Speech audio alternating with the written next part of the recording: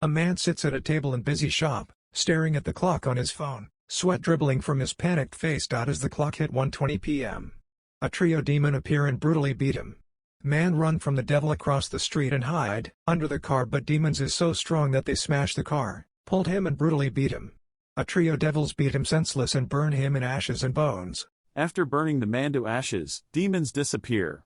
We then, at that point, slice to a police headquarters, where the group are given instructions over what occurred. The casualty's name was Yong Myung-hun, and he lived alone, separated from his wife. Kyung-hoon appears, and subsequent to advancing little from the crime location itself, he infringes on the New Truth's gathering.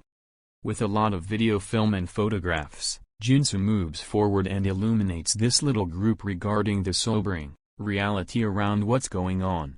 There are various casualties springing up out of control, even in Japan, with comparative wounds to those tracked down on our consume casualty. These smoke animals seem, by all accounts, to be focusing on delinquents, if Jinsu is to be accepted. Obviously, this likewise helps Jinsu, who makes the most of this and cases it's a sign from God that they should be more honorable. In this examination, Kyung-hoon's girl Hee-jung appears. She welcomes Jinsu, as Kyung-hoon is left in an off-kilter position. It turns out his girl has been accomplishing some willful work for the New Truth recently. Kyung-hoon's initial feeling of Jinsu is one that is quickly tested, with Jinsu adequately humble to ride public vehicle and purportedly remaining grounded in his life. A portion of this appears to come from quite a while ago. As they ride the train together, Jinsu examines his life as a youngster, incorporating experiencing childhood in a shelter until he turned 20. By then, he was then ready to leave. Hopeless in his own life, however, Jinsu mulled over self-destruction. Nonetheless, he needed to do as such in detachment, so he went to the Tibetan fields. Strangely, here he saw these animals out in the wild, turning a clueless casualty to a fresh. Seeing this solitary second provided Jinsu a motivation throughout everyday life. He deciphered this as a sign from God, a need to spread his statement for delinquents to atone and every other person to carry on with a more honest life. As Kyung-hoon strolls with Jinsu, he laughs at the possibility of the ruler and God himself.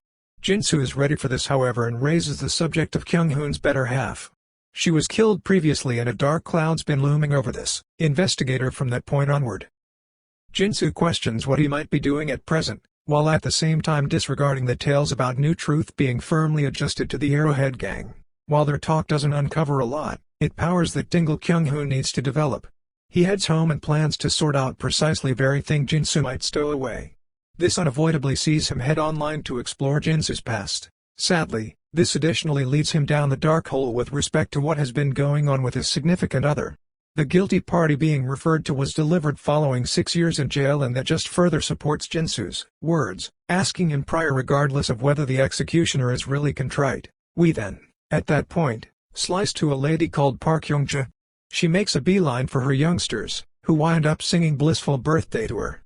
Just, a weird prophetic face shows up, later known as the Prophet Holy Messenger, and snarls that Young-ja is destined for damnation in 5 days' time. At work the following day, Kyung-hoon has his hands full.